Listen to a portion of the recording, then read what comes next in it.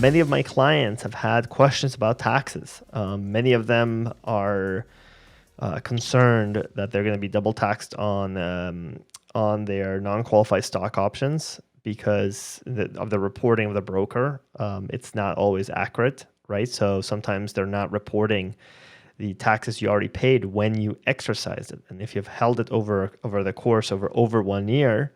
So let's say you exercise in 2020 and you're selling in 2021 or 2022, there's an adjustment of basis that you have to make if the broker didn't report it. So you pay less taxes. You have to increase the basis. You have to add to the cost of that exercise. That's a big one for those who are, have stock options, specifically those who have non-qualified stock options. Yeah. Agreed. I just want to talk about this tax season broadly. Is it your impression that this has been like a difficult or stressful tax season, or am I alone in that one? Tax seasons have become more difficult over the years. I would say it's much easier compared to the year before, where there was like a sudden change in like let's say middle of March. They extended it to like May, right? Remember that part? Because of the pandemic, they literally shut down every CPA's vacation that they had planned after tax day. Literally, they had to move their vacation time. Many of them actually took vacation regardless.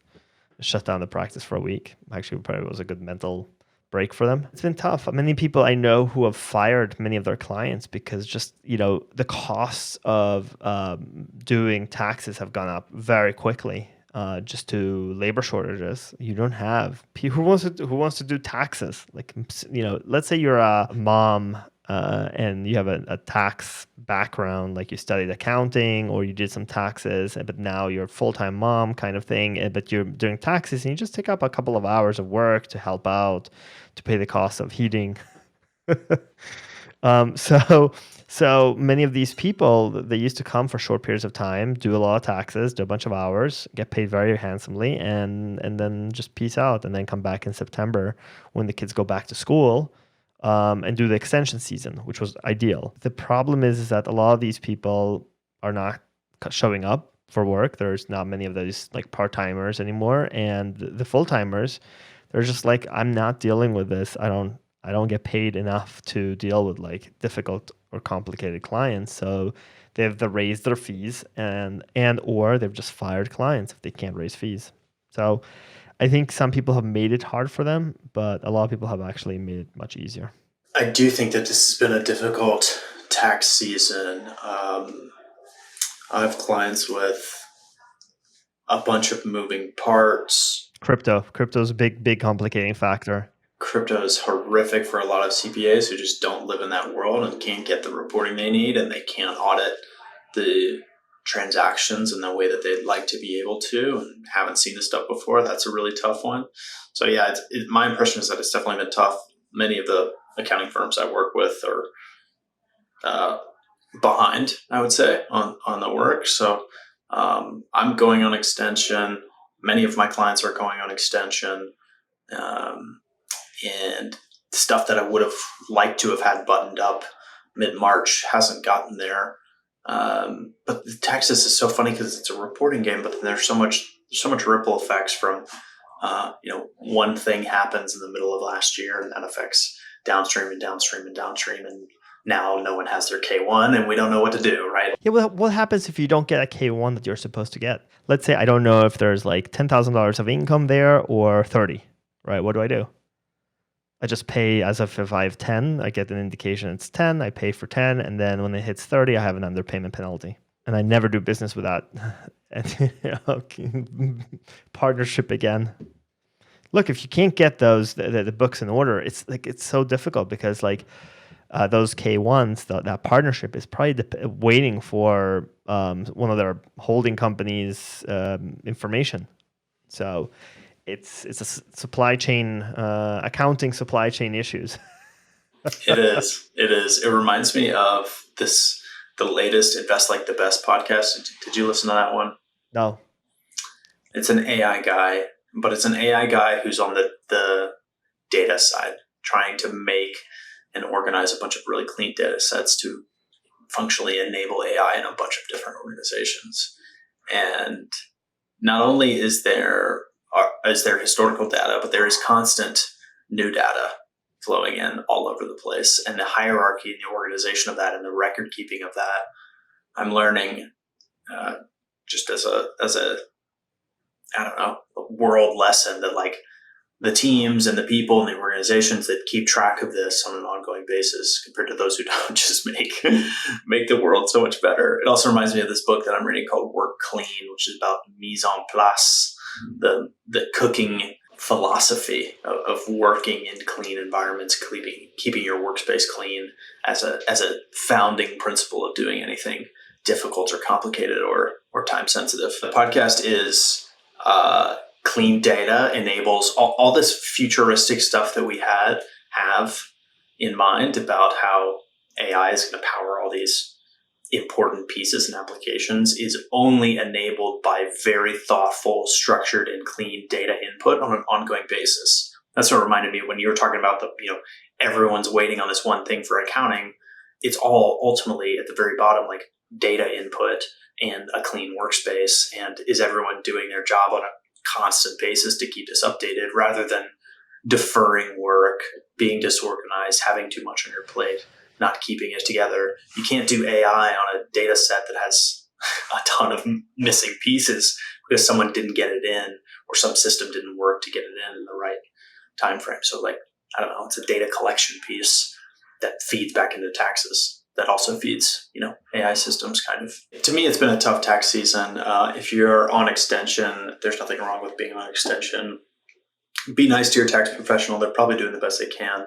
And supply and demand, you should also know this if you've been in the game for a while. Like, don't ask really hard and super time sensitive questions that are not necessary around tax season. Like, extend and have a consultative meeting where you can have your accountant's ear and attention in June or whatever, not in April. The way taxes work is that you have all taxable income. Then actually you have exclusions to income. So exclusions to income, and what are they? Exclusions to income are life benefits from insurance, like death benefits from insurance. So like, let's say you pass away, and you had life insurance, and your wife receives a large amount of sum that's excluded from your taxable income. So there's exclusions in between here that's not really written in this image. But then you have adjustments to income, which is like retirement plan, 401k, and then you have the famous above the line or below the line adjustments. Like people are, even accountants, like you ask them, like they get confused of what's above the line and below the line adjustments. And it's important because like the adjusted gross income number is actually a number that is used for phase outs in many things. And so we need to calculate that accurately. So your tax return will actually say that. And then there's deductions and exemptions, and then you get to taxable income, and you multiply that by a base tax, and then there's additional taxes. And then after that, you subtract from the total taxes some credits, some like foreign tax credit.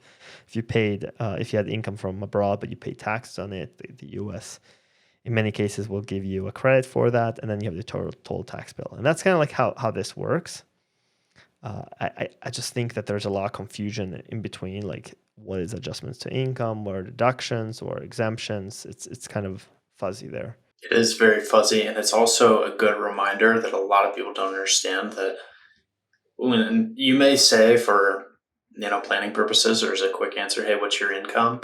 And in fact, you have to label that in many places in your financial life. So you have to tell credit card companies, you have to tell your mortgage people, you have to tell all sorts of entities what's your income, and they'll quote it in different ways. But like, there are so many definitions of income, right? Yeah. Like, start at the very, very top when we need to make it look good. We could start all the way at the, hey, here's the net amount that hits my bank account after all my deductions and all my, like, everything, like pay stub net income, right? For kind of cash flow planning. There's so many ways to think about it. So like, keep that in mind.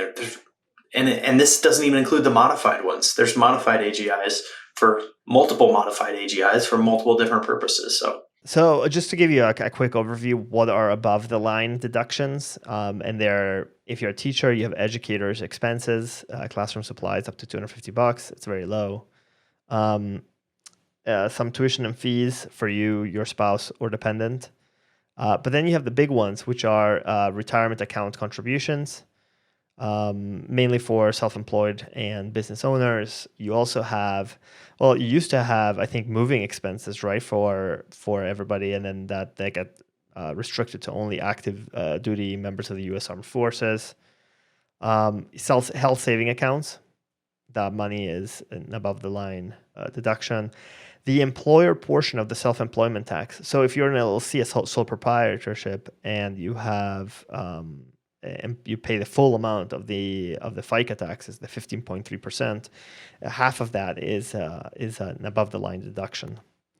And then you have contributions to traditional IRAs, and the student loan interest deduction up to $2,500.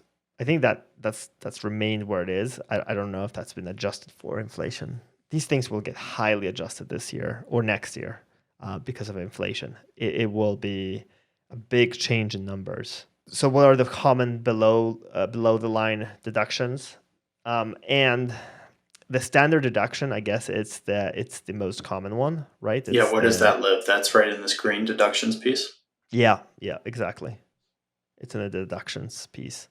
So for And the simplest tax return ever, where they have no adjustments and no exemptions, they're going to have taxable income. That will be the same as their adjusted gross income, and then they'll take the standard deduction. Sorry, they'll have all taxable income, take the standard deduction out of their AGI, and get to taxable income. correct. A very simple basis. Yeah.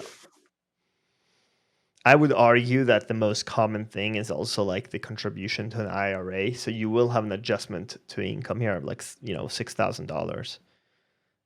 That's very, like I would say, contributions to IRA is very, very common.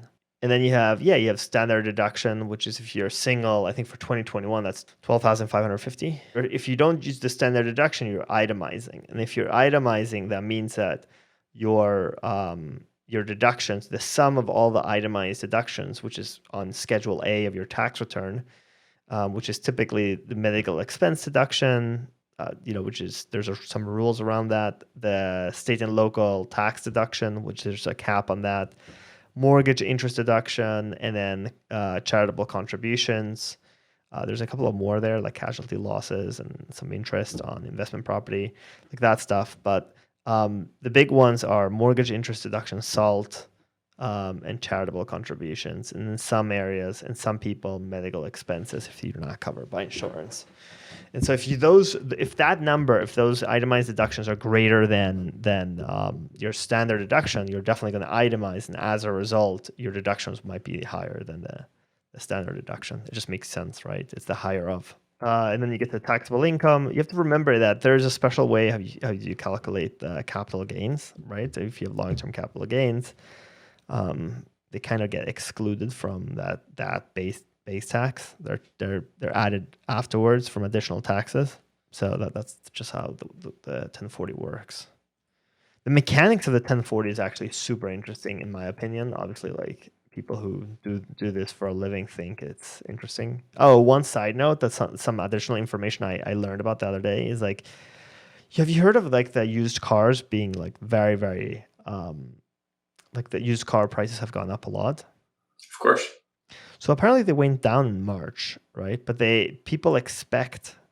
I was talking to some other people saying like, well, usually used car prices go up in April because that's when most people do their taxes, last minute, and then they get a refund. There's a large potential, and then with the refund, one of the major purchases people use it is to buy used cars, right? So let's say you get $4,000 back in a refund, and you had saved another, $8,000. You go buy a used car, for that amount.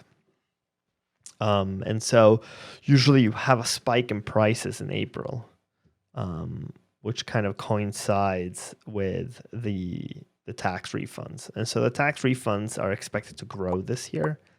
The average tax refund, but it's way lower than like the total like the total amount of money from government is down by a lot, right? Because you had all these extra benefits from last year.